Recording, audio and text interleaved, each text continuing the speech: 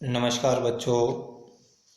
इससे पूर्व जो लेसन था उसमें जो है हमने या इससे पूर्व का जो वीडियो था उसमें हमने आपको ऊष्मा की धारणा और आंतरिक ऊर्जा के बारे में बताया। आज जो है हम ऊष्मागतिकी के प्रथम जो नियम है उसके बारे में जानेंगे। और हमने इससे पहले भी जो है अध्ययन किया है पूर्व कक्षाओं में कि ऊष्मागतिकी का जो प्रथम नियम है वो ऊर्जा संरक्षण का नियम है, लॉ ऑफ एनर्जी कंजर्वेशन है। और इस नियम के अनुसार, ऊष्मागतिकी के प्रथम नियम के अनुसार, ऊर्जा जो है उस ऊर्जा को न तो उत्पन्न किया जा सकता है और न ही जो है वो नष्ट किया जा सकता है। ऊर्जा को केवल एक रूप से दूसरे रूप में परिवर्तित किया जा सकता है। ये ऊष्मागतिकी का प्रथम नियम है। ये जो ऊष्मागतिकी का प्रथम नियम है, इस ऊष्मागतिकी का जो स्टेटमेंट है प्रथम नियम का, इसके आधार पर जो है हम कई निष्कर्ष निकाल सकते हैं। और क्या क्या निष्कर्ष निकाले जा सकते हैं वो हम देखते हैं। इसमें जो पहला जो निष्कर्ष है वो ये है कि ऊष्मागतिकी का प्रथम नियम ये कहता है कि ब्रह्मांड की कुल ऊर्जा निश्चित है।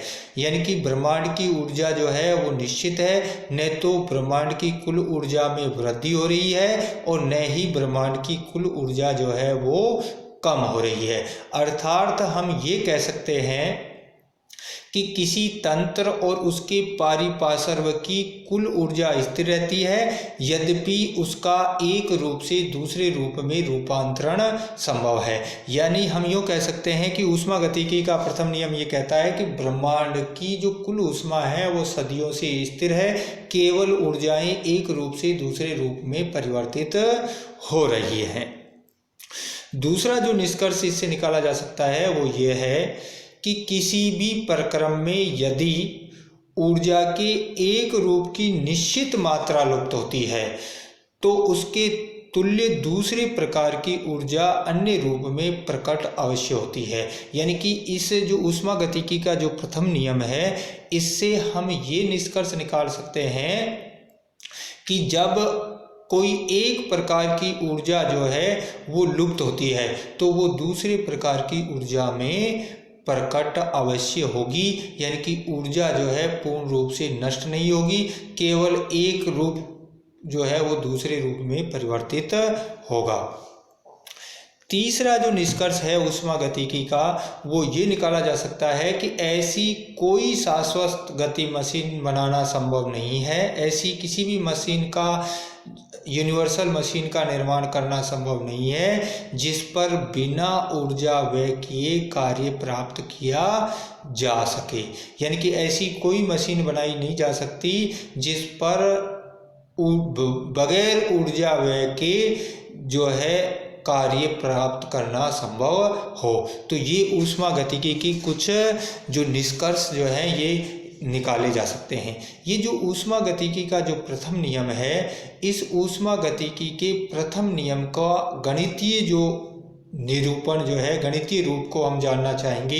इसके लिए हम ये मान लेते हैं कि कोई गैसीय तंत्र है जिसकी अवस्था ए में ऊर्जा E तथा है और यह तंत्र ऊष्मा की कुछ मात्रा Q अवशोषित करके अवस्था B में चला जाता है, जहां उसकी आंतरिक ऊर्जा जो है वो EB हो जाती है। यानी कि इसका जो गणितीय रूप प्राप्त करने के लिए हम मान लेते हैं कोई तंत्र अवस्था A में है जहां उसकी आंतरिक ऊर्जा E और जब वो Q मात्रा में ऊष्मा अवशोषित करता है तो वो दूसरी अवस्था B में चला जाता है और B में उसकी आंतरिक ऊर्जा जो है वो EB है। इस प्रकार तंत्र की ऊर्जा में जो वृद्धि है वो उन दोनों अवस्थाओं की आंतरिक ऊर्जा में परिवर्तन के बराबर होगी। यानी कि डेल्टा E बराबर होगा EB माइनस EA। इस अवस्था में ये जो अवस्था परिवर्तन हो रहा है, इस अवस्था परिवर्तन में माना कि तंत्र द्वारा किया गया कार्य कितना है, W हो, तो ऊष्मागतिकी के प्रथम नियम के अनुसार किसी तंत्र द्वारा अवशोषित की गई ऊष्मा दो कामों में काम आती है। एक तो उसकी ऊर्जा में वृद्धि करती है और एक जो है तंत्र के द्वारा कार्य किया जाता है। यानी कि कोई भी जो तंत्र है यदि ऊष्मा का अवशोषण करता है तो उस अवशोषित ऊष्मा से उस तंत्र की ऊर्जा में वृद्धि होती है और तंत्र के द्वारा कार्य किया जाता है। तो यदि कोई जो तंत्र है उसके द्वारा अवशोषित ऊष्मा, जैसा हमने पहले पढ़ा, Q, उसकी आंतरिक ऊर्जा में वृद्धि डेल्टा E और तंत्र द्वारा किया गया कार्य W हो तो Q बराबर होगा delta E plus minus W। यहाँ माइनस W इसलिए लिया गया है क्योंकि तंत्र द्वारा कार्य किया जा रहा है और परिपाटी के अनुसार तंत्र द्वारा यदि परिवेश पर कार्य किया जाता है तो वो ऋणात्मक होगा। इस तरह से हम कह सकते हैं Q बराबर डेल्टा E माइनस W, या हम यूँ कह सकते हैं कि तंत्र द्वारा किया गया कार्य ऋणात्मक है तो डेल्टा E बराबर होगा Q प्लस W। तो अब हम नए सिरे से जो है ये जो समीकरण है डेल्टा E बराबर Q प्लस W, ये जो है ऊष्मागतिकी के प्रथम नियम का गणितीय रूप है। और इस समीकरण जो कि समीकरण थर्ड है, इसके आधार पर हम ऊष्मागतिकी के प्रथम नियम को इस तरह से परिभाषित कर सकते हैं कि किसी भी तंत्र की आंतरिक ऊर्जा में जो वृद्धि है वो उसके द्वारा अवशोषित की गई ऊष्मा एवं तंत्र द्वारा किए गए कार्य के योगफल के बराबर होती है। यानी कि किसी भी तंत्र की आंतरिक ऊर्जा में जो वृद्धि है वो Q प्लस W होती है। ये ऊष्मागतिकी का प्रथम नियम है। तो ये था ऊष्मागतिकी का प्रथम नियम, जो ये कहता है कि ऊर्जा संरक्षण के नियम पर आधारित है और इसके अनुसार ऊर्जा को न तो उत्पन्न कर सकते हैं और न नष्ट कर सकते हैं। और यदि हम तंत्र जो है वो एक अवस्था से दूसरी अवस्था में जो है जाता है तो उसके लिए जो है ऊष्मागतिकी के प्रथम नियम का जो गणितीय रूप होगा डेल्टा E बराबर Q प्लस W होता है। अब जो है हम किसी विलगित जो तंत्र है उस विलगित तंत्र में ऊर्जा परिवर्तन की बात करेंगे।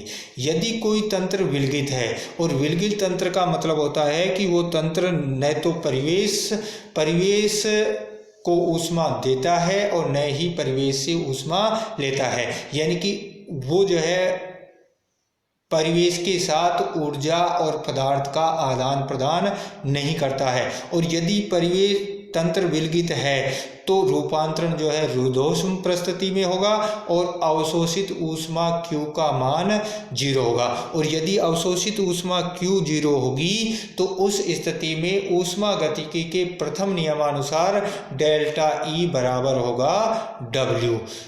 डेल्टा E बराबर कितना होगा W, या डेल्टा E माइनस W बराबर 0। और इस समीकरण के आधार पर हम ये कह सकते हैं कि यदि तंत्र जो है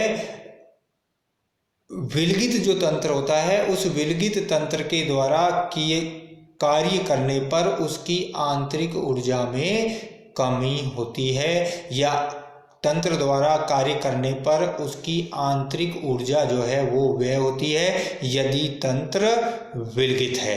तो विलगित तंत्र के बारे में जो है हमें ये पता लगा कि यदि विलगित तंत्र के द्वारा कोई कार्य किया जाता है तो उसकी आंतरिक ऊर्जा में जो है कमी आती है। इसी तरह से हम जो है चक्रीय जो परिवर्तन है उस चक्रीय परिवर्तन में भी ऊर्जा परिवर्तन ज्ञात कर सकते हैं। और यदि कोई प्रक्रम जो है परिवर्तन की विभिन्न अवस्थाओं से गुजरता हुआ वापस उसकी प्रारंभिक अवस्था में आ जाता है तो ऐसे जो प्रक्रम है उसको हम चक्रीय प्रक्रम कहेंगे। और चक्रीय प्रक्रम में जो है हमने इससे पहले भी पढ़ा था कि चक्रीय परिवर्तन में कुल ऊर्जा जो परिवर्तन है आंतरिक ऊर्जा में परिवर्तन 0 होता है। अर्थात चक्रीय प्रक्रम के लिए डेल्टा E बराबर 0 होगा। और यदि डेल्टा E बराबर 0 है तो प्रथम नियम के अनुसार Q प्लस W बराबर 0 होगा या Q बराबर माइनस W। या फिर हम यूँ कह सकते हैं इस समीकरण से जो है ये स्पष्ट होता है कि कि जितनी ऊष्मा तंत्र द्वारा अवशोषित की जाती है, तंत्र उतनी ही ऊर्जा के तुल्य कार्य करता है। या यूँ कहो कि चक्रीय प्रक्रम में किसी तंत्र द्वारा कार्य करने पर उसकी ऊष्मा जो है उसमें कमी आती है, या चक्रीय प्रक्रम में कार्य करने के लिए उस तंत्र की जो ऊष्मा है उसका उपयोग किया जाता है। तो ये था ऊष्मागतिकी का प्रथम नियम। और विलगित तंत्र और चक्रीय जो प्रक्रम है उसमें ऊर्जा परिवर्तन किस प्रकार से होता है, इसके बारे में जो है आज हमने इस वीडियो के अंदर जाना, और आशा है कि आपको जो है ये समझ में आया होगा। आज के लिए इतना ही। धन्यवाद।